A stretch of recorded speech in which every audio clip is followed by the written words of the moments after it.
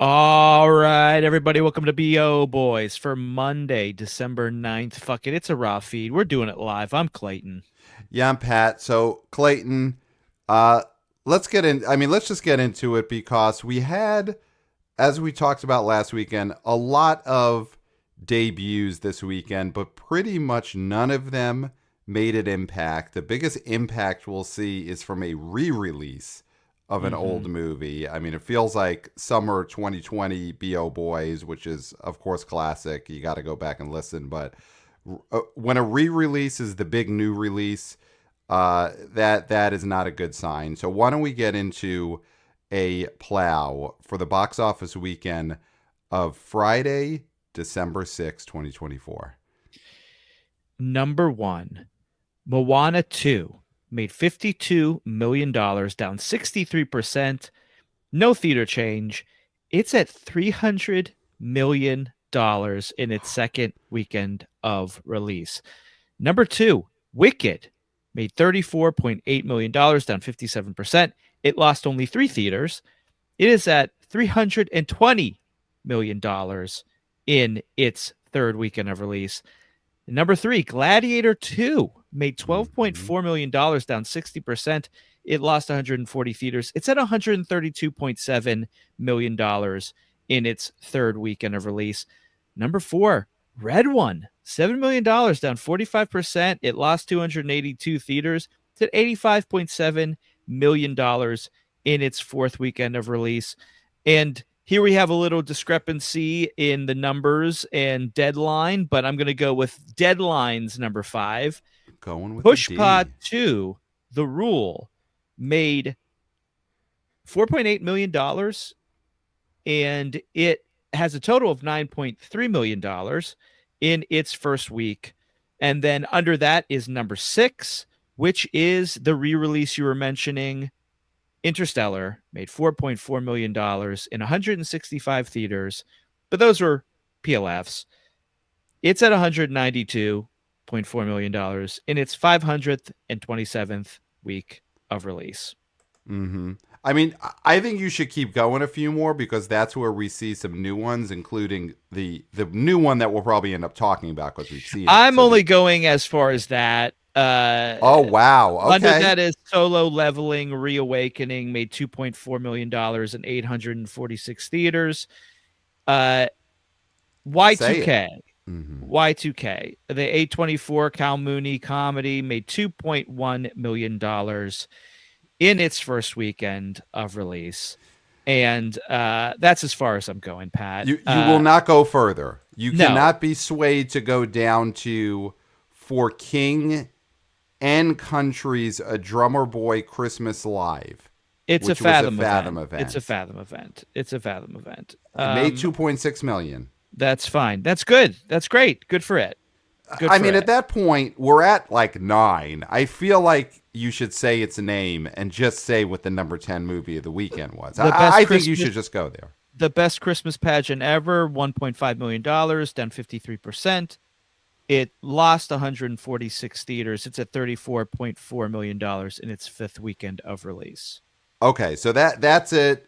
We're not going to go further than that. I mean, I'll make a note right now. No matter how far down we go, if we were to read 100 releases and their box office numbers from this weekend, we would never get to Searchlight's Night Bitch starring Amy Adams because, as reported, as broken on Twitter X by Jeff Bach of Exhibitor Relations Co., Searchlight will not release numbers for the Amy Adams, Marielle Heller directed film Night Bitch. The numbers are not being released. They are being withheld. What do you think of this? This is a huge story that has rocked the box office, the film world, of course, broken by Jeff Bach of Exhibitor Relations Co.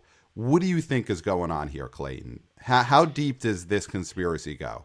Well, you must report numbers. Mm-hmm. I mean, the agreement we have with these studios, what keeps the fabric of, box office reporting and theatrical together is the reporting of numbers. Mm-hmm. Because without the reporting of numbers, you're Netflix. Right. Okay. You're Right. the enemy. Yeah. And Focus, right? This is Focus. This is Searchlight. This is Searchlight. This is This is Searchlight. Searchlight. Yeah, which does then feed up to Disney. So this does go as high as not Bob Chapek anymore. The other Bob Iger. So this is, I mean, does it go this high? Was this a Bob Iger directive to not release numbers for the opening weekend of Searchlight Night Bitch? Because here's the thing. Here's the problem, and this is why it's stupid. Mm-hmm. Because we get the numbers for Night Bitch, and we talk about Night Bitch, and then we move on. Right. And there's no conspiracy, and there's no this doesn't. I mean, Jeff Bach doesn't go viral with his tweet. Right. Like it stops there. We say, you know what?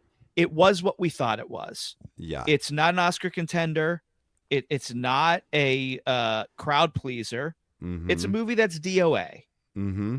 And we wouldn't be celebrating that. You no, know, it's Amy Adams. We love Amy Adams. We'd be celebrating. Right. Right. So the fact that now we have to talk about this as if there's some massive conspiracy and we have to go all the way up, you know, this is the day of the Condor or whatever. Mm-hmm. You know, several days of the Condor. I think there was more than one day. Several days of the Condor. I think there was at least 3 days. At least, I think the title was at least 3 days of the Condor, possibly more. Yes. Yeah. So now it's a whole thing. Yep. And when you give us the numbers, it's not a thing. Like A24, if they said we're not giving numbers for Y2K, then we're talking for 15 minutes about Y2K instead of mentioning Y2K and moving on. Well, okay. Now here's the thing. Someone like Bob Iger, he's been a long time power player in Hollywood, CEO of Disney. You know, you don't get to that spot just by being a doofus. You know, no. Or maybe you do, but I don't think he did. I think some CEOs get to be there by being a doofus. Some don't. I would say Iger is probably not there as a doofus. He kind of knows what he's doing. Is he playing 4D chess with this Night Bitch move? Did Bob Iger say, don't report the numbers? We know these numbers are bad. Don't report the numbers. Jeff Bach will break the story because we know he's going to be the one who breaks the story on ERC. Jeff Bach breaks a story that we're not reporting the numbers. That becomes a story. The BO boys, who Bob Iger knows is very close with Jeff Bach. Iger knows Jeff Bach was on the LA show, frequent guest. He's always our seasonal preview guy. So Iger figures it out, 4D chess. Don't report the numbers. Jeff Bach will break the story that we're not reporting the numbers. The BO boys will then talk about Night Bitch for upwards of 45, 50 minutes.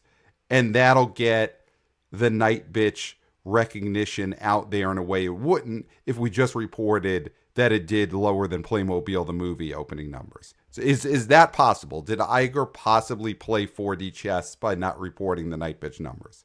So you're saying we're a buzz because they wanted us to be a buzz? I'm saying, is that the move? Was that the move? You know, and if that's the move, is it just Iger? Does Amy Adams get tipped off on that move? You know, does Iger give her people a heads up? Hey, listen, don't get alarmed. We're not going to report the numbers for Night Bitch, but there's a bigger play here. And don't ask me what it is because we don't want you to be implicated. But just know that I'm not a doofus and I know what I'm doing here. I'm not a doofus. Does Iger say that to Amy Adams reps? Okay, listen. And I want to be very clear here because there are a lot of doofuses running studios. Yes, 100%. 100, but Iger might not be one. We can't confirm he is a doofus.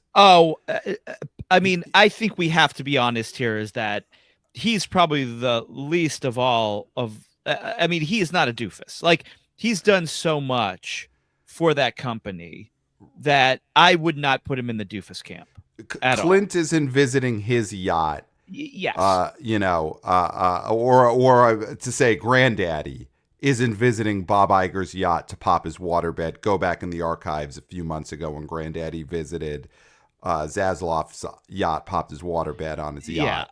Yeah. We have to be, He's we not have to doing be, that to Iger. yeah, we have to be honest here. I mean, I think that Iger is a guy who is out of the doofus category for everything he's done for Disney. Um, yeah, I mean, it's just, what are these numbers now, though? What are these Are they numbers? so terrible? Like, are we talking Playmobil? Are we Right. talking, like, did this movie make like 10 grand? Like, what did this movie do? Because I think Right. that's the problem, is that it's, the numbers are never going to be as bad as what we are assuming they are, since they didn't even report them. So Right. there's no way to win this. I Right. think it's just, I mean, because then we could say Bo Boys did calculations and this thing made 15K. Or $15. And then they We would could have to say say, then they would have to come out and actually give the numbers. right. Right. So I like, mean, maybe we should just do that. do we force their hand and officially report, in quotations, $15. Night Bitch made $15. It sold two $7.50 tickets in Yeah. its totality this weekend. I mean, here's some reporting I'll do. I ended up in Reddit because that's what you do when you're trying to break a conspiracy. Mm-hmm. There was a Reddit thread based around Jeff Bach's huge viral tweet. And Mm-hmm. in that thread, a Redditor named Crank Dude, reported, I saw it at one of 85 national screens this weekend in Rochester, New York on a Friday night at 8:45 p.m. Completely empty theater. Okay. Completely empty theater. He also, that Redditor did not say whether he paid for a ticket. He just said, I saw it. So that might be someone who works in a theater. We don't know. So Okay. So 85 theaters is what this, 85 theaters was how many theaters 85 this was national released in. theaters. Yes. Okay. Night Bitch. Yes. Which we are now talking about in minute 12 of this episode. So is this 4D chess? But yes, 85 theaters. So Pat, where was this theater that he went to? Rochester, New York. Okay, Rochester, New York. So even say, okay, in metropolitan New York, a ticket for a regular movie, we just saw a movie this weekend. We saw Y2K. How much did it cost? $22, was it? Probably. I mean, again, we are AMC A-listers. We're at the top of the pack, so we're not counting individual ticket prices. But yes, I think if we were not A-listers, or if we were just civilians, we might have paid $20+ for that Y2K ticket. So if you're not in the metropolitan New York area, I would assume there's a discount ticket. So let's say that his ticket, this person's ticket, this Crank Dude on Reddit, Dude, yeah, was $17.50. Mm-hmm. And since the only thing we know is this person from Reddit, Crank Dude, saw this movie with no one else. We have to take their word for it that no one else was in the theater. Okay. Completely empty theater. That is the quote. That is what we're reporting. It wasn't completely empty because they were in it, but that's fine. I understand it was hyperbolic. I mean, I understand the point they're trying to make. Yeah, it's from the POV of Crank Dude. It's completely empty. So you don't see yourself out of your own eyes. Yeah. No. So this is what we have to do because they're not reporting numbers. Right. I'm assuming that Crank Dude's experience was replicated in all 85 theaters. Okay. Right. Okay. So here's the math, and follow me on this. Do it. 85 national theaters. Yep. All with only one person paying for a ticket, and let's make the average ticket $19. Okay. That's high because it's in between. Do you want to go? I mean, I think they paid $17.50, but not everybody pays $17.50. There's people who paid $16. There's people who paid $22. What's your number, Pat? What do you think? Say $15. I mean, I think there's people again. We're coastal elite, so sometimes we forget. But you go see this in Tupelo, Mississippi, or you go see it in the Stacks, and you see it. You see it up in a theater that's up way in a hill, an hour and a half away from a bathroom. Those tickets could be still $7-8. Those are still possibly 1980s prices, even with modern inflation. So I would say let's use $15 as the average. Okay, great. $15 Yep. times 85 theaters. Yep. We're calling it. We're Yeah. reporting Night Bitch's first weekend total Yeah. in 85 theaters is $1,275. Yep. We're reporting And that. that's official because Yeah. that's Yeah. official. Yeah. So Eiger, you wanted to play 4D chess. Guess what? Welcome to the fifth dimension, because that is where the BO boys reside. Fifth dimension of chess. We are now reporting a Night Bitch box office total of $1,275 for the opening weekend. And that is the worst opening for a major studio release ever. Ever. Right? Ever. It's got to be. I mean, this is worse than Food Fight. This is worse than Food Fight. This is worse than Delgo. Yes, for sure. For sure. We are officially reporting this. We will blast this out on social media. The Oogie Loves. Night Bitch would love to be the Oogie Loves. Yep. We're reporting it because guess what? You want to play 4D chess? Welcome to the fifth dimension. The BO boys are reporting an official number based on an extrapolation from a Reddit post by a Redditor named Crank Dude. And that's what's happening here, Bob Eiger. So, you want to play with fire. Sometimes you get burned, and the BO boys are flaming at both ends. So here you go. Here you go. Yep. Let's move on here in minute 16 of talking about Night Bitch on this weekend, which was, I sort of backhanded this weekend by saying all the new movies bombed. You're on drugs. This was one of the best weekends ever for post Thanksgiving. Yes, this is. I mean, according to Deadline, this is the best post Thanksgiving weekend ever. Not the weekend of Thanksgiving, the weekend a week after Thanksgiving. All films gross $132 million. So this is the best the best total you've ever had in this weekend. I mean, yes, it's powered by The Holdovers. Again, not the Giamatti film from last year that should have had a much better box office run, The Holdovers, but the movies that have been out for a few weeks are just continuing to dominate. So Moana 2, that was number one last weekend, number one again this weekend, dropped 63%. It made $52 million this weekend. I mean, the 63%, you got to just toss off. It was a giant opening. That's what happens. I mean, or do you disagree? Do you think the 63% for Moana 2? Oh, it's still the best. It's still a record for a number one movie in this corridor. So, the 63, that doesn't mean anything. The 60% drop doesn't mean anything. That means nothing. That means nothing. It's at $300 million in its second weekend. Yep. All these percentages of drops mean nothing because you got two movies that are over $300 million at the top. Yep. And then you got Gladiator 2, a movie that, let's just be frank, people don't love. No. And it's not great. And it's at 132. Like the fact that this movie's making 132, it means that all boats are being raised. The fact that Red One is number 4 and it is at 85 means that all boats are being raised. Yeah. I mean, let's quickly stop on Red One here because do we need to issue a mea culpa? No, it's still just fine. It's still just fine. It's not at 100. It's still just fine. We went over this the 2 episodes ago. It's not a hit. It's fine. It's just not a disaster. That's what it is. It's not a disaster, but it's not a hit. I'm sorry. And is Gladiator 2 in that same realm? That not a disaster, not quite a hit. I mean, internationally, Gladiator 2 is doing pretty well. And it's going to be a movie that's going to, make back its budget, or break even theatrically, and then it's going to play on whatever else the downstreams going forward.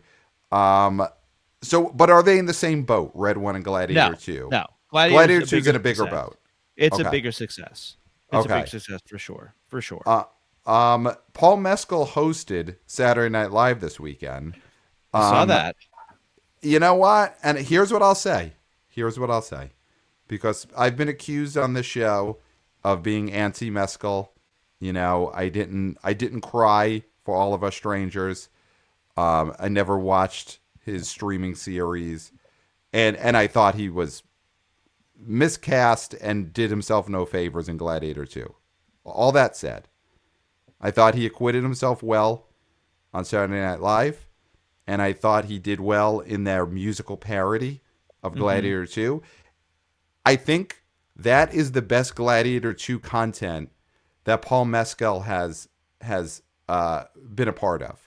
Yeah. I think his musical SNL sketch, his parody of Gladiator 2, helps his career more than actually playing the lead in the film Gladiator 2. I mean, do you think that is a crazy theory, or do you think I've nailed it?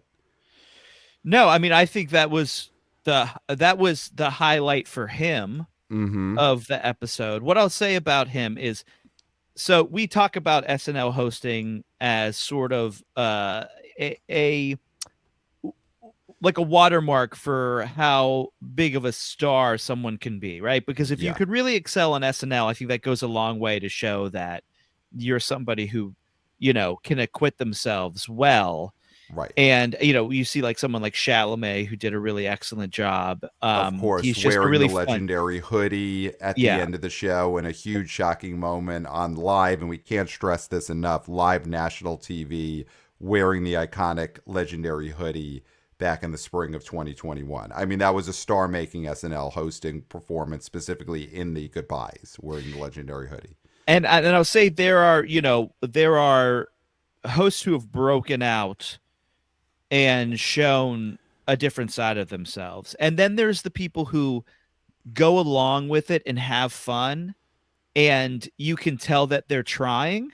And that was Paul. And to me, that is something that makes me like someone more. Yep. They go along for the ride. In his monologue, he was giggling, he was excited. I mean, he didn't nail the jokes because he was too busy doing a little giggle, but it made me like him and root for him. Yep. And I think that goes a long way. I mean, there's people who have absolutely just tanked on that show and have not been committed to the sketches. They were too self-conscious, or they were just so terrible. And, I think he acquitted himself well. Now, is he like, and listen, Adam Driver is not a movie star, but I mean, Adam Driver is a guy he's a killer host. And Great that was host. surprising. He's a great SNL host. And that was a surprise. And it hasn't translated to box office success. Right. But I think Paul just really going along for the ride and having fun, makes me root for this guy at the box office. 100%.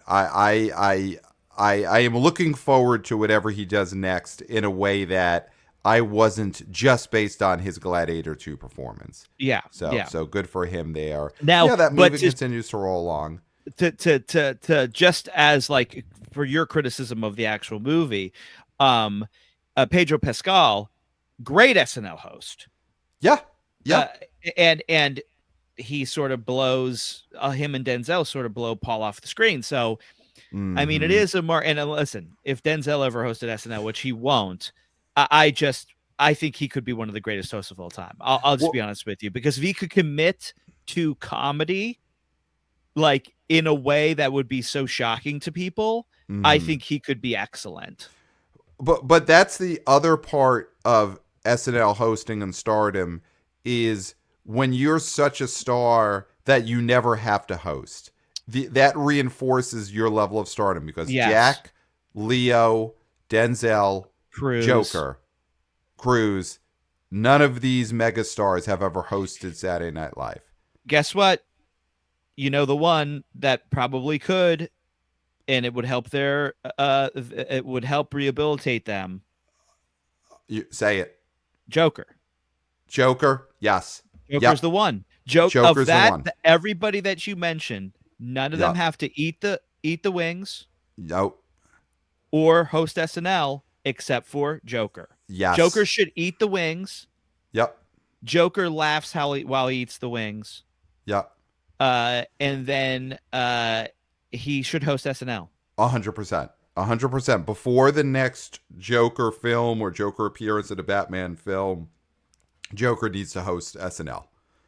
Joker needs to host SNL. Everybody else is safe. Everybody else is safe. I mean, Yeah. Tom. I Cruise don't know. before Final Reckoning. I think it's on the table in a way it hasn't ever been before. I think it's And on it the table in a way. shows so much that like the level of success for him, the bar is so high that Yeah. anybody else who made a movie as successful as this last Mission Impossible movie would not have to eat the wings. Right. But it's just that Tom is held to such a high standard, and Right. he holds himself to such a high standard that the Exactly. wings are on the table. He's the only other one that the wings are sort of on the table for, because we saw what Apple TV Plus, Mm-hmm. Crapple TV Plus, I'm sorry, has churned out other than Killers of the Flower Moon. And so you Mm-hmm. just show the power of Leo and Scorsese together, but Leo especially. Right. All that other garbage has just tanked. Right. And that was the only glistening jewel in a septic tank full of doo-doo. That Yes. is the Crapple TV Plus. Pus, I'm sorry. I can't Right. even Get the keep streamer's track. name right. Yeah. I know. I can't keep track. There's too many of these streamers. Right. Right. So let's just quickly the other movies at the top here. Wicked. Anything to say about this third weekend of Wicked? It's now at 320 million domestic, made another 34.8. I think what we could touch on very quickly is, the Oscar buzz on this, I think, has grown a lot this week. Yes. It won the National Board of Review Best Picture of the Year. It Mm-hmm. was there was another big organization this year, I'm forgetting off the top of my head, that had it in its top 10 best pictures. You're seeing Arrivo, you're seeing Ariana Grande show up on these best actress, best supporting actor lists. John Chu did win a best director award. I think it was from the National Board of Review. I've got to look that up. I'm sure Mike and Oscar, they have these stats right at their fingertips. That is their wheelhouse. We're playing in their playground right now when we talk Oscars. But Mm-hmm. this movie picked up a lot of steam with these initial award precursors. The box office is out of control. It's feeling like this is a steamroller towards being a movie that maybe has the most nominations of any film. And I think it's starting to feel like it could get a Best Director nom, which would be huge. That makes it a possible Best Picture winner if it gets that director nom. Um, The signs are good, and the box office is a big help in a year that there aren't any other big box office contenders. Dune 2 has fallen by the wayside, it feels like, and oh Wicked is yeah. rising. The I mean, oh, If it gets the director nom, you haven't seen this that's, film. You haven't seen this I, film. I, am I not an Oscar expert, Pat? You, I mean, you have won our Oscar pool in the past, and yes, that's one of the most competitive Oscar pools that humanity's in the ever country. devised. Yeah. So don't question my thought process, Okay. because Think the through then. I'm open. National Board is very mainstream. Okay. Mm-hmm. Their top film a couple years ago was Maverick. Okay. And do I Yep. think the director of Maverick should have gotten a best director nomination? I absolutely do. Mm-hmm. Because there's a lot more to directing than just pointing a camera and shooting it, right? Mm-hmm. And Yep. that's why the Greta snub last year was bad, because it wasn't just about how that movie looked, it was about what the vision was and pulling that off. Yes. Right? Yes. It was pulling that off, which I don't think the Academy cares about as much as, say, I do or you do, right? Pulling something off, they don't care, right?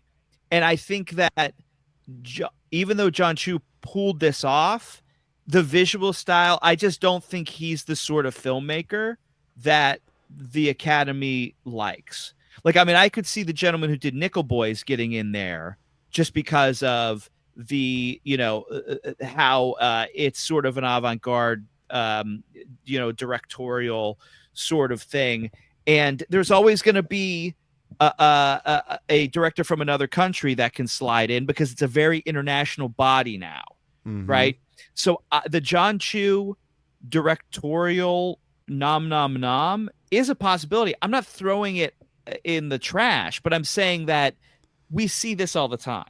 We see this like, oh, this mainstream movie that made a like half a billy is oh, could it get a director nominee? No, it's not. It's not going to, and I don't think he does. I think what I think I'm yes. I think right now, Wicked is a movie on the rise in every way, and the box office helps, and and these precursors are looking good. So I think this is this is only good signs right now. I mean, the one and not even worrisome because it doesn't, that this movie is a giant hit, is internationally Wicked is not doing Twisters numbers, where Twisters was just a complete overseas disaster, but Wicked is not going to do overseas what it does domestically. It just isn't that level of box office. Wicked is now at 450 million worldwide, so that means that it's made another 130. So it's good, but it's not going to be probably $1 billion baby because it's not going to have the international numbers to make it $1 billion baby the way Moana is going to end up $1 billion baby, and the way Inside Out 2 was $1 billion baby. Does that, 2 months from now, when we're doing the post-mortem of Wicked and its box office run, does it matter if it doesn't hit a billy because it's just not in it? Dorothy, the Flying Monkeys, the Wizard, they just don't mean as much internationally as they do in the States. Does that matter? Not to me. I think the thing is, I think domestically, you obviously think internationally. I think you would have never even brought this up. No, of course not. I think if you would, I never would have even checked the numbers.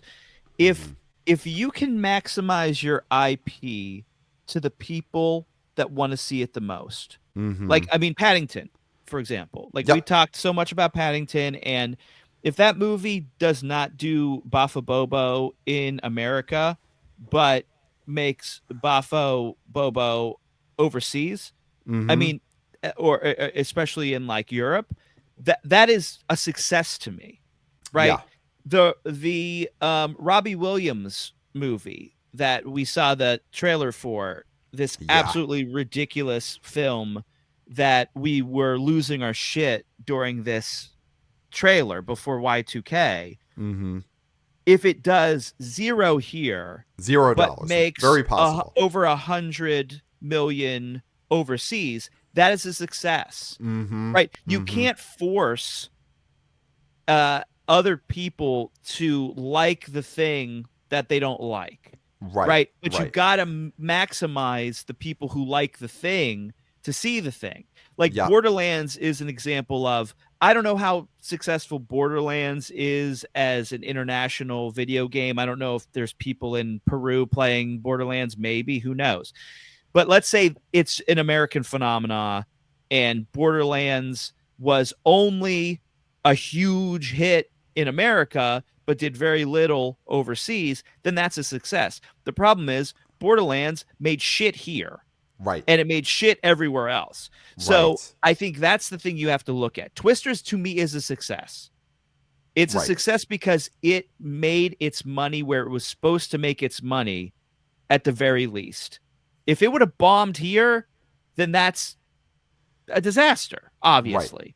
You know what I mean? And the fact that they, that other places in this world don't think about tornadoes as much as we do, and they didn't go, and it's very hard. Glenn Powell is not an international star at this point. It's because it's very hard to be an international star. Very few exist. We talked about a few of them right before this. They don't have to eat the wings. Right.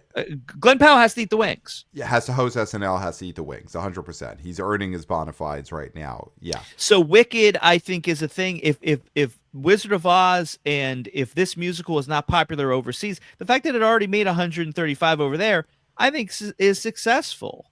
Yeah. Yeah. I not to relitigate Twisters. I think the problem with that, as an example, is that the first Twister movie in the 90s did as much overseas as it did in the States. So there was something botched about the international release of this Twisters movie. The difference is that there's it's not just China. We're talking 96. We're not talking Marvel. The difference is every movie now is a special effects extravaganza.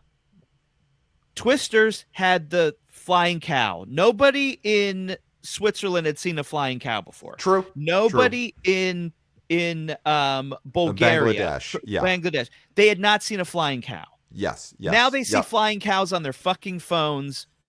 As soon as they wake up in the morning. Yeah. If they want to see a flying cow, they can just be like, Siri, flying cow, and they'll see 1,000 flying cows. Right. That is the difference. Right. That's now the they just go to E-Bomb's World and they see 1,000 flying cow videos that just got uploaded to E-Bomb's World this morning. Break.com. They just go to their homepage, which is break.com. Yeah. And they watch I'm Juggernaut Bitch like they do every morning, and then they see flying cows. So that is the difference. That is a difference. E-Bomb's World has made it a different world between when Twister and Twisters have come out. 100%. So let's talk about, and we will get to big news regarding Paddington in a bit. We're going to get to that. Don't worry. Talk about Mea Culpa. Talk about Mea Culpa. We're going to get. I don't think that's big news. It's not big news. It's a Mea Culpa. Well, we have a Mea Culpa, but we also have just incredible positive Paddington news in terms of things we've received that we're going to talk about. But before we get to that, we have so much Paddington that we do have to talk about. Let's talk about Y2K, because we saw this movie on Friday. This movie opened up this weekend. It was pretty much a disaster in every way. I mean, Anthony D is not for defending the Good Neighbor guys, D'Alessandro and Deadline. He spent a lot of space in his Sunday write-through trashing the performance of Y2K. He said it blipped out with a $2.1 million opening, C- cinema score. Talks about how this is a kind of a black mark for A24. Getting some quotes about people saying A24 is in a tailspin based on the year, including the release of Y2K, that Neon has passed it. I mean, Anthony the Neon thing was for destroying Kyle Mooney, D'Alessandro in his Deadline article. He really ripped the Y2K opening to shreds. We saw this movie. Do you think he went too far here? Did Anthony D'Alessandro go too far? I think this is ridiculous. I think calling Neon the new hip studio, they had long legs. And he even invokes Cuckoo and says Cuckoo made $3 million.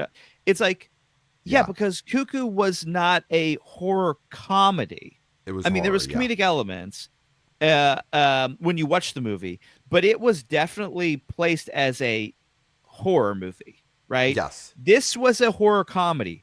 What do you want from a horror comedy? Also, this movie cost what, $15 million to make, which 15 seems high. I mean, coming out of this film, we saw none of it was Friday. on the screen. None of it was on the screen. You absolutely came out of it. Yeah, you came out of it, and your predicted number was this cost $5 million, and apparently it cost $15 million. So that's that is insane. surprising. And that's a waste of money. I don't know. I mean, unless it was Rachel Ziegler got $10 million. I think Rachel Ziegler did okay on this film. I mean, Anthony D'Alessandro in his Deadline write-up, he did point out that this is a failure for her, which I don't see that at all. This is her just playing around. It would be saying that, Paul Rudd, it was a disaster, him being in Wet Hot American Summer. This is not, my God, it's not Wet Hot American Summer, but I'm saying this is just Rachel Ziegler wanted to play around with some comedy people and have a laugh. and this was not her trying to carry a big picture here. I think it's more like Paul Rudd in, We Came Together or whatever. Exactly. Because Yeah, he was yeah, yeah. already, I think, Ant-Man by that point. No, So that's it was pre just, Ant-Man, but he was a guy, yeah, he who was was a doing guy. them He a was a favor. guy who Yeah, had hits. yeah, And that's, here's the thing. The box office, I think that this makes me like her more. Like, I think anybody who sees this movie mm-hmm, will like her more mm-hmm. because she's goofing around, Yeah, and because having a laugh. Yeah, she gets the sort of stigma of, oh, what she's saying now, yeah, what yeah, she's yeah, yeah, saying now. And yeah. it's like, You hear listen, that a lot on drive time radio shows. Yeah, a lot of segments on "What did Rachel Zegler say now?" You hear people that a ask her lot. questions and she answers them and they don't like the answers, so all of a sudden it's like, don't talk. It's like, well, she's getting interviewed, so, Yeah, and she has opinions and she's gonna say them, right? right. And I think this movie, yeah, makes me like her more. She plays a normal person. She goofs around. She's very likable in it with the limited character she's given. And you like to see stars being able to make these sort of, not that she's a star, but you like to see these people who are emerging be able to show other sides of themselves, Right. right? So this opening weekend, through making, what did it say, $2 million, made Yeah. $2.1 million. So this is pretty bad. This movie is out of theaters in a week. I mean, this is gone. This movie is a disaster But what were box the office wise. expectations for this movie? I mean, it's not even going to do bottoms numbers. It's not going to do. What did Bottoms open to? I feel like it opened to more and got itself No to over way. 10. There's Did it no get way its over Bottoms 10? open to more. Is so Kyle Mooney means nothing. Could we say that now? Could we say that to America, to the ticket buying public, Kyle Mooney means nothing? I've been saying that for fucking years. Of course You've he been means saying that for nothing. years. He means less than nothing. Here's someone. I want to discuss this aspect of it, but it would involve spoiling a appearance in this film. Do you think I could get away with it? Can I give a spoiler alert now? I'm going to spoil a cameo in this film because I No, think it's we more do than a have to talk about cameo. it. Well, it's spoiling an extended third act starring role here. So if you don't want to hear the extended cameo third act starring role in Y2K, skip ahead now to when we talk about all our Paddington news. All right, I'm going to say it now. Spoiler alert, spoiler alert, spoiler alert. Fred Durst is in this film. Mm-hmm. Limp Bizkit's Fred Durst is heavily featured in Y2K. A third act starring role, basically. Should they have plastered his face all over every poster for this, every trailer? You know, I know they wanted that huge reveal. The movie is sort of building to this the whole time, the big reveal of Limp Bizkit star Fred Durst playing himself. But in retrospect, should they have had Fred Durst front and center on every piece of marketing material for Y2K, name above the title? Had him doing all the podcasts, had him on the BO Boys hyping this film. Should they have done that? I mean, it's so easy to ask what if, Mm-hmm. to Mm-hmm. Monday morning quarterback Yep. this situation.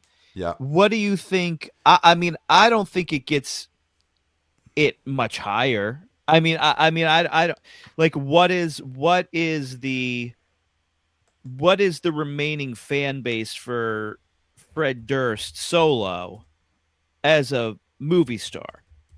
You know, Right. like He's definitely been known more as a director. Films mhm. like The Fanatic. That's Yeah. how people know him for sure. He also did the Ice Cube football film as well, Mm-hmm. which I'm trying to remember the name of. But yeah, I don't think it would have made a difference. I'm of the school that, you know, it, movies shouldn't be able to be spoiled. Like they should be good enough that even Mm-hmm. if you know Fred Durst is in it, you still enjoy it. Yes. Yeah. Right? So Well. I think you could have done that. I Mm-hmm. mean, you definitely could have done that, and I don't think it would have taken away. The Long Shots is the movie I'm speaking of. August 22nd, 2008 release. My Okay. goodness. Wow. Yeah. He Um. directed The Education of Charlie Banks. My goodness. I No, didn't know that. he's prolific. Fred Durst behind the camera. So I tend to agree because listen, we saw this film. We went into this, and we're not critics, huh? We went Huh? into this Y2K movie expecting to hate it. We are not Kyle Mooney guys. We're just not our guy. No. Um, and we expected to hate this movie. We had no other options, and we had to see a movie. There were circumstances that forced us to see a movie. We had to. We You picked had this to. one. We're not expecting, and we, because of those low expectations, definitely like this film much more than we were expecting. Um, the Fred Durst cameo got a big rise out of us. I would say more than anyone else in that screening. That No was one the else most seemed to care. shocking. That was the most Yeah, shocking no one thing is seems to that care. we I actually called it Mm-hmm. as soon as this character is in the shadows. I Yeah, said to you, that's Fred Durst. yeah. Well, I mean, to be fair, and to go to your point about how putting Fred Durst on the poster wouldn't have spoiled anything for us, I would say a few minutes into this movie, because of the amount of Limp Bizkit was talked about by many characters immediately in this movie, to the point where our antennae went up, and I think both of us thought, okay, there's going to be something Limp Bizkit related in the finale of this movie. I think we both were starting to think there was already a possibility of a Fred Durst cameo, maybe a full band cameo, who knows? But there was going to be a Limp Bizkit aspect to the third act of this movie, and it turned out it was Fred Durst. So we kind of, if you had put him on the poster, we still would have popped big when he did finally appear. But I think that's what they missed out on, because the crowd who went to see this movie was not expecting Fred Durst, was not knowledgeable about Fred Durst, did not care about Fred Durst.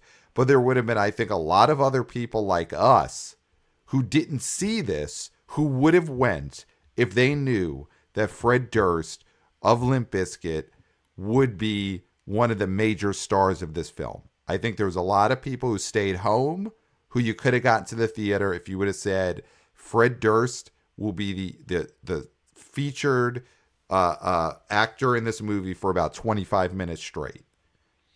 Then what's your number then? What's your number for this movie with Fred Durst on the poster? I think this opens at 2.1, and I think if you're leading with Fred Durst, it gets to a $5 million opening weekend. Oh, that's insane. That's insane. That's an insane statement. Were you not there in the late 90s when Limp Bizkit was the act? And not saying that they were our favorite. Was I music. there?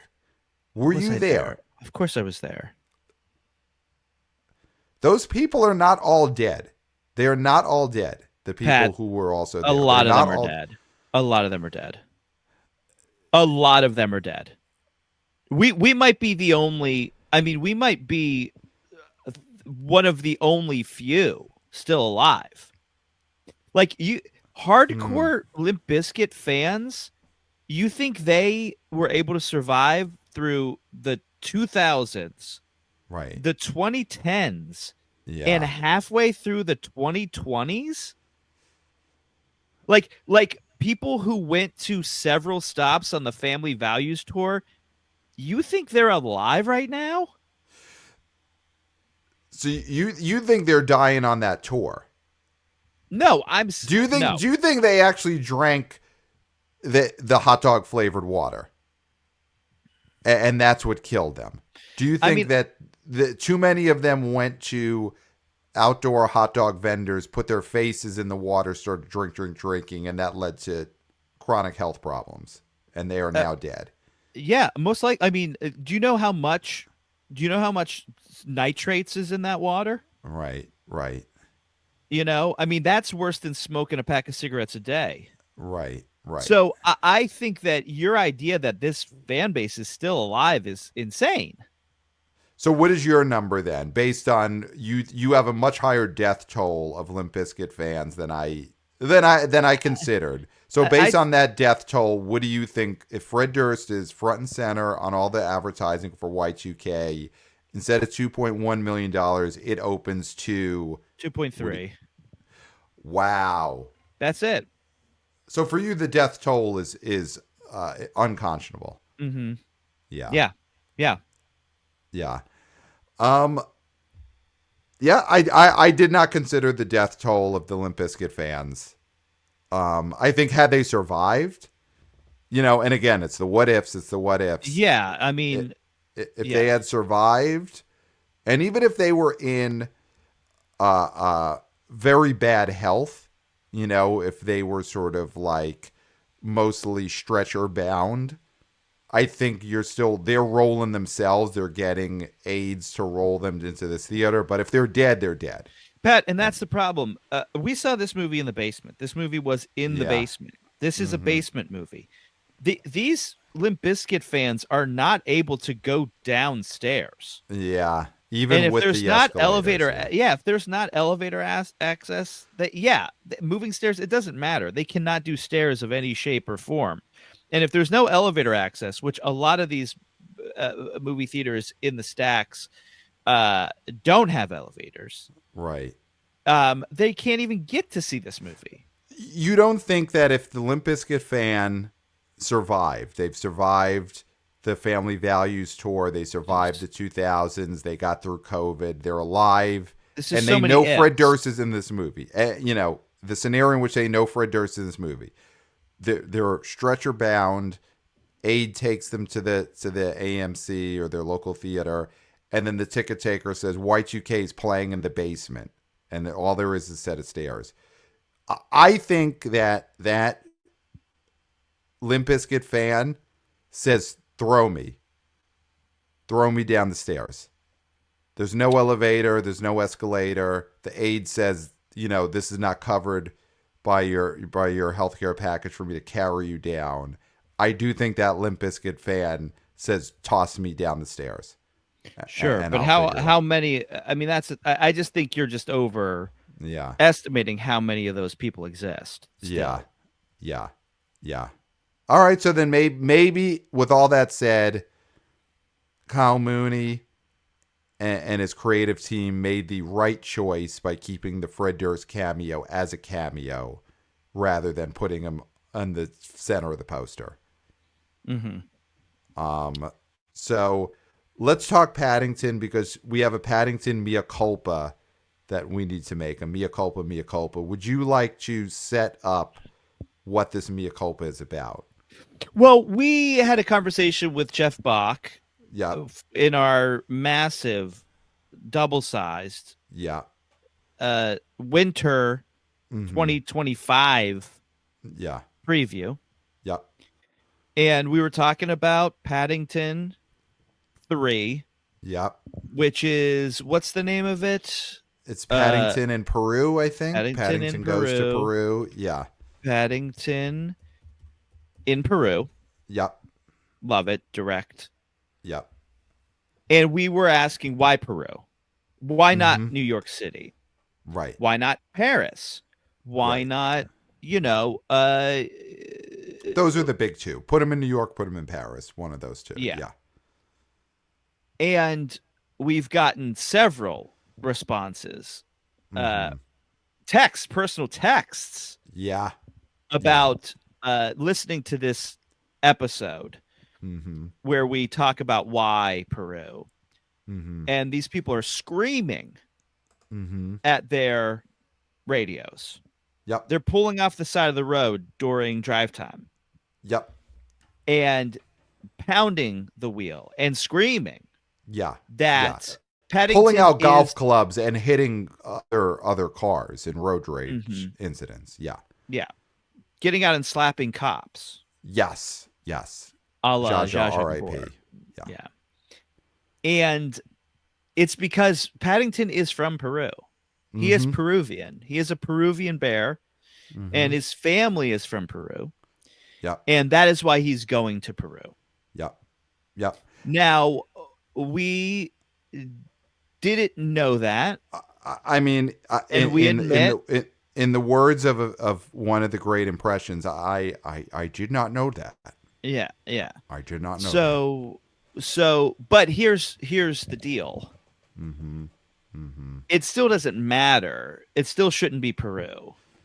I mean, there's no reason why his mom couldn't own a brownstone on the Upper West Side. Well, that's the thing. There's no reason why it. she couldn't have a flat Yeah. in Paris. Yes. Right? Just Yes. because these books say that he's from Peru doesn't mean he has to be from Peru. Right. Right. I mean, they right. could retcon it where it's like, oh, you thought Peru? No, he's from Peru, Queens. Yeah, something Or like Peru, that. Little Brooklyn. Peru. Little Yeah. Peru in Brooklyn. Yeah. Yeah. Exactly. Yeah.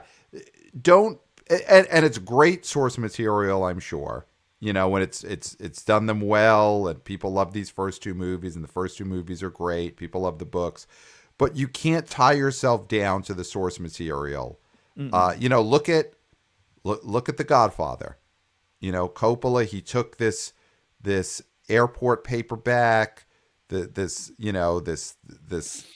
turned it into one of the greatest movies of all time because he said, you know what, I'm not beholden to everything in the novel. No. And I think if the creators of Paddington and the filmmakers behind Paddington 3 had gone to speak to the director of Megalopolis, Francis Ford Coppola, and gotten his advice, he would have said, don't be beholden to the material. And he would have said, and by the way, New York City is a pretty great place to set your movie. Mm-hmm. Yeah. So, you know, but all that said, mea culpa. We now know why they made the decision. Paddington in the books is from Peru. So now we know why. So thank you to that. The listeners, the wannabe boys, wannabe girls, wannabe people. People keeping us honest. Keeping us honest.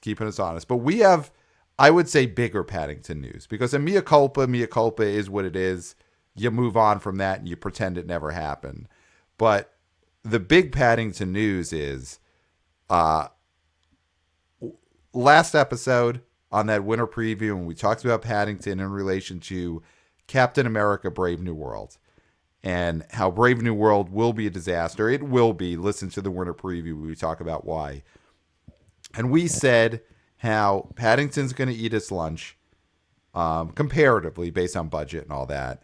And talked about how we wanted a piece of artwork to support that theory. We wanted a drawing of Paddington Bear pissing on the Captain America shield, a la the infamous, I mean, it's up there with the Mona Lisa and Dogs Playing Poker, the infamous piece of art of Calvin pissing, looking over his shoulder with that devilish look, and he's just pissing. And it's been a meme, and people put things in the spot where that gets pissed on. We wanted that drawing, Paddington pissing on the Captain America shield. That episode went live last Tuesday, Wednesday. We've already got 2 incredible pieces of art that depict that. So I am going to we will go from mea culpa to thank yous now, because I want to give some thank yous out. Well, are you going to show? Can you share? I mean, we have to share these images. Can you share your screen with these images? I'll get it in the edit, and we're gonna go. So first of all, we're gonna put these on our social media. These images will be on our. One of them is already on our social media. The other one will be on it. So they'll be on our social. The links will be in the show notes, and yes, on the YouTube video, because we are YouTubers. Hey guys, images will come up there. So. First thank you is, I would say, the first one that we got was from the great wannabe boy Max, who sent us his interpretation, which wasn't a drawing. It was more of a clip art masterpiece that he produced for us. And the link will be in the show notes from what Max created. He took the original Calvin drawing. He clip arted a Paddington head over Calvin. He put in the shield. You see the piss stream. He did that. He also provided some other things that we asked for in that episode. He provided, using again photoshopping, he put the head of the monkey from the movie The Monkey, the upcoming movie The Monkey, pissing on the Robbie Williams monkey from that Robbie Williams movie. So he made that in Photoshop. And then thirdly, we talked about the famous story of how Topher Grace insulted Jeff Bach's computer back when Jeff Bach was working on the film Win a Date with Tad Hamilton. And he created a Photoshop of a laptop computer in the Calvin head spot, pissing on a photo of Topher Grace. So those were the three masterpieces by Wannabe Oh Boy Max. Clayton, what do you want to say about what Wannabe Oh Max provided for us? He did everything we asked him to do. Yeah. And that's all that we ask from our Wannabe Oh Boys, Wannabe Oh Girls, Wannabe Oh People. Yes, do what we tell you. Yes. Yep. Exactly what we tell you, when we tell you. Yep. Yep. That'll come in handy in the future. Just yes, the 100%. And the thing, the most important thing is, after you do what we told you to do, you forget you ever knew us, because whatever you did is on you. Yeah, so that's all very important, and it'll become more important in the future. But thank you, Max. His subject, when he sent us the email, the subject was piss artwork. And whenever anyone now, gets... Pat, I was going to say, was it hard to find that in all the other emails you receive of piss artwork? Well, this is, of course, to our shared account. Not your personal account. Okay. Not my personal account. That's how you knew it was specific to the show. Yeah. And not the normal piss artwork you get sent. Well, yeah. Not what I bid on, at silent auctions. Yeah. Not that piss artwork. I listen, have you ever gotten an email where the subject line was piss artwork and been disappointed by opening that email? It's never happened. Never happened to anyone. So thank you, Max, for sending that. And then, my God, a few days later, it was Friday night. It was after we actually had just seen Y2K. We were stepping onto those hot bricks in New York City after having seen Y2K. And we both checked our phones, because otherwise we'd have to speak to each other. We checked our phones and saw at the same time the email from, this was from Wannabe Oh Boy Reese. And he sent us a drawing that he did himself of Paddington Bear pissing on the Captain America shield, looking back at the camera, pants around his ankles, little bushy tail, little sly smile, and a powerful stream of piss onto that Captain America shield. Clayton, how delighted are you by the existence of this drawing by Reese? Now, Pat, you're punching this in, in the edit. Is this on the screen right now? It's on the screen right now. It's on the screen. It's on the screen. Fucking better be. It's on the screen. This, I can't even tell you. Okay, it's been a hard week. Yeah. And believe me, I've heard about it. Yeah. And thank you for pretending to listen.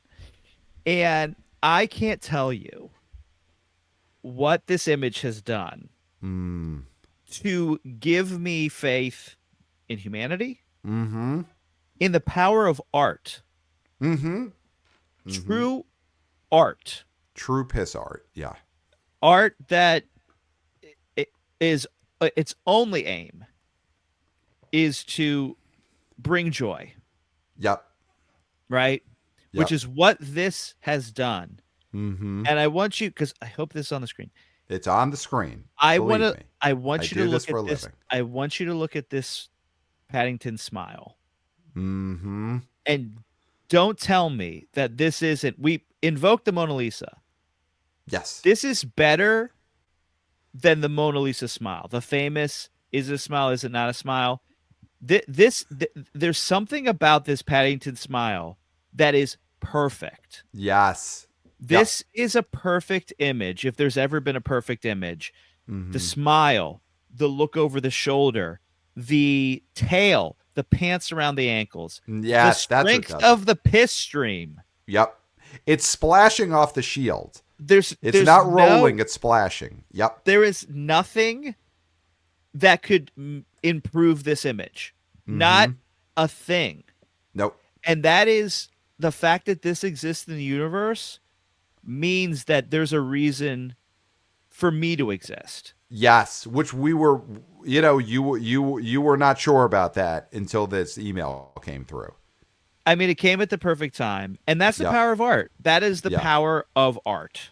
Yeah, it saves souls, and that is what this piss art from wannabe oh boy Reese did. Incredible. That smile. That is the thing that separates this from just a great piece of art into being a legendary piece of art. Is the Mm-hmm. smile on Paddington Bear's face when he's pissing, because there's so much going on there. It's not hateful, No, but is it love? Is there's so Paddington? much going on. There's so much going on in that smile, and it's the new smile. The Mona Lisa Yeah, smile had a run for sure, for sure. And I'm not saying they're gonna take it out of the Louvre, no, immediately to replace it with this Paddington piss art. Um, but it's now debatable in a way it hasn't been in our Oh yeah, lifetime. its place. It did feel like its place was pretty secure, Mm-hmm. and now it's not. I mean, it's up in Mm-hmm. the air. I mean, it's one of those things where it's like, did we ever think Sears would go bankrupt? No, Right. but that's Right. what happens, But that's what right? happened. And right now that is for the first time in our lifetime, that's the debate that you have. Do you take the Mona Lisa out of the Louvre and replace it with wannabe oh boy Reese's piss art of Paddington pissing on the brave the Captain America shield? It's a healthy debate. And, It's a and can healthy I debate. also say too with I mean Reese, just um the depth of the artistry here, because it would have been very easy to try and do the Calvin smirk, like add the Yeah. Calvin smirk to Mm-hmm. Paddington's face. But Reese knew Paddington doesn't smirk like that. Right. That's not how he is. That's not Right. his personality. He Right. would he would not be smirking. Right. This is the Paddington smile. This is the only smile that Paddington would have. Well, that's what makes this legendary, Hmm. because it's not just doing a parody, which in No. itself would have been great. It would have been Yes. great. It Great. would have been, it would have been great. But then at that point, you're doing a parody of a meme, and Hmm. what he has done here instead is make a wholly original work. Yeah. In tandem with us, because we of course wrote this image. Yeah. But that's what makes this a wholly original work, is that it is not the Calvin smirk, it is the Paddington Yeah. smirk, the Paddington smile.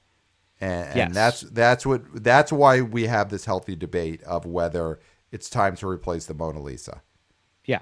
I mean, we are, yeah, absolutely. I mean, I do, like, Reese did the actual drawing, but we are the Jeff Koons of this, that we Hmm. had him make it. So Yes, I we mean, we said are go the do it. artists. We are the Yeah. artists. We are the But artists. He's also an artist. It's a we're collective, and equal. we It's equal. It's all equal. It's all it's equal. equal in credit. Obviously, I think we have the edge in terms of revenue share. But Hmm. Reese, you're getting a taste. You're getting your beak wet. Believe me. Yeah. Yeah. You put pencil to paper, you're getting your beak wet for Yeah. sure. Yeah. For sure. So, I mean, yeah, I mean, we don't, I mean, the thing with this, once this image drops, once it's Right. in this video and on our social media, Mm-hmm. I mean, who knows where this goes, Right. and So who we've got to knows what this control that. becomes. Yeah. Yeah. We've got to get. I mean, here's the thing. we've been hemming and hawing on BO merch for a long time. I thought we should have brought, you know, 10, 20 grand worth of merch to each stop on the tour. Talked out of that. But I think this is the time. This image of Paddington Bear with that smile, Yeah. pissing on Captain America's shield. This is the image people are going to want on hats, shirts, mugs, Stickers. baby onesies, of course. Beer Footy pajamas, yeah. koozies. Beer koozies, big time beer koozies. I mean, all the Stoolies, all the Minifans, they want their beer koozies. So they're going to want it with this image of Paddington Bear pissing on the Captain America shield. So we'll get with Reese. We'll talk about what this is going to look like for all of us money wise. But Yeah. on the run up to this release of Brave New World, I mean, these things will. I don't think it's such an indelible image that it will live beyond this. Oh, of course. People, it's going to be that image where hundreds of years from now, it's fully divorced from. No one will know that this was based on a movie where one movie character is pissing on another movie character's shield, and this movie, they both came out in February. It's going to be fully divorced. I mean, obviously, in the Louvre, there'll be the little plaque that explains that. But for the most part, people will just know the image. It'll be in the DNA of whatever humans and AI and robots and whatever those entities are hundreds of years from now. It'll just be in the DNA of those creatures. This image. Yeah. So it is incredible. But here's the thing. Feel free still to put your own interpretation on this.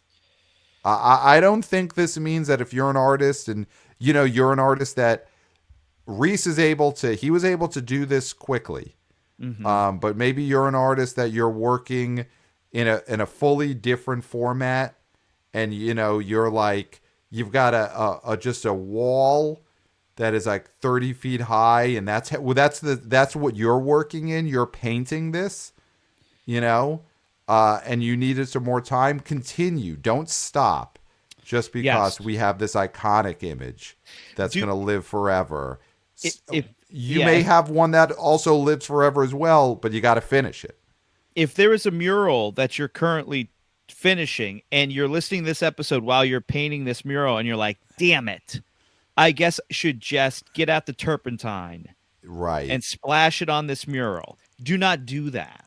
And don't drink the turpentine if that's also what you were thinking. And there's still time because this movie hasn't come out yet. I mean, this battle is going to, it hasn't happened yet. So still that. Also, still, I mean, we also would love to see Jeff Bach's old computer pissing on Topher Grace. I mean, you also can put your stamp on that. I'd love to see interpretations of that. And of course, the monkey from The Monkey pissing on the Robbie Williams monkey from his biopic. These are both up for grabs as well. So, I mean, it's going to be hard to top Reese's Paddington. But if you're an artist, this sort of thing should motivate you. Yep. 100%. 100%. Yeah. Because we know art is all about competition. And as we've, show with this show, that the way that art is measured is either by money or popularity. So I think that is something to motivate you if you're a true artist. Yeah. Iron sharpens iron. So we saw what Max did. We saw what Reese did. Now let's see what you could do out there. Speaking of Max, I do want to read his email that he sent us because he sent us this great winter 2025 prediction here. Okay. Hey guys, it's Max writing in with a prediction. Winter 2025 breakout box office film. Former B.O. Boys guest Zach Kreger is producing a new thriller horror film called Companion. Our early reviews are saying it's better than Barbarian. Stewed it up from the first week of January to January 30th. It will have IMAX screens. I'm predicting a split or glass level performance from this film domestically. and it will get a BO Boys bump with Zach appearing on your show previously. Trailer looks fantastic. I'd keep an eye out for this film. Thanks. Wanna be oh boy, Max. I mean, very timely because I didn't know about this film, and then this trailer played before our screening of Y2K, and it looked very interesting. And that news that Max said that it was moved from a early January dumpuary spot to January 30th. It's getting IMAX screens.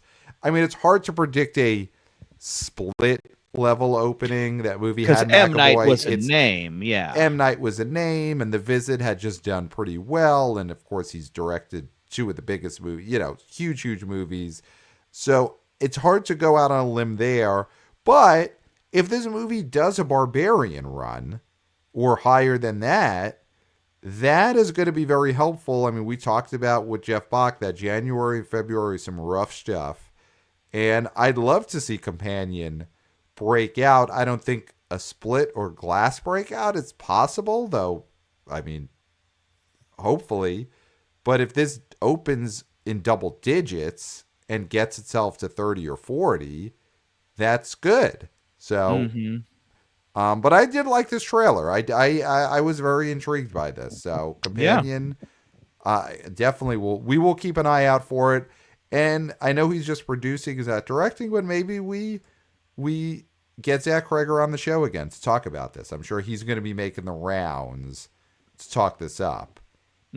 So, and let's see. But he's only producing it. He's only producing it. He's not the director. He has a different movie he's directing. So that makes a difference to me. Yes. And I do want to give credit because we did get personal texts from friends about the Paddington situation. But I do want to point out it was also Wannabe Oh Boy Andrew did specifically reach out to say that he knows Paddington's going to Peru because that's where he's from. So let's give some credit there. We won't name the sources that directly texted us because they might want to go unnamed here. But Andrew, thank you for the email about Paddington being from Peru. Yeah.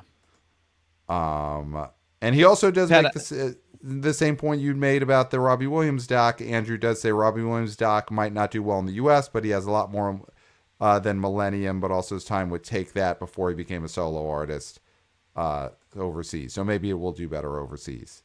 According to Andrew. Yeah. I think it will. Yeah. Pat, I think that's, plenty. Yeah. Jam-packed show. So much here. So email us, theboboyspodcast at gmail.com.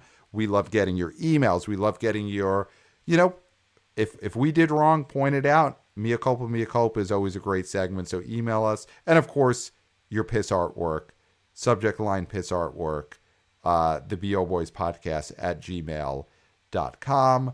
We are YouTubers. Hey guys.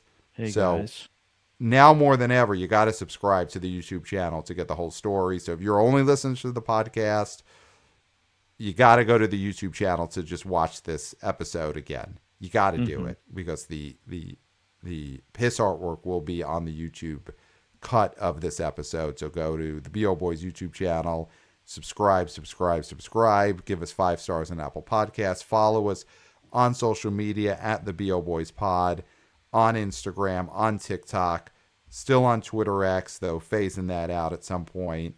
So at the BO Boys Pod, WannaBO, VP of Interns, Christopher, killing it with the vertical video clips. So many clips on those channels. They are really, really hot right now. So follow us there. And man, I think that's it. What an episode. I'm spent. I'm finished. Yep. I finished. And Pat, there's nothing left to be said. No, nothing left. It's time to me to except for until next time. We'll smell you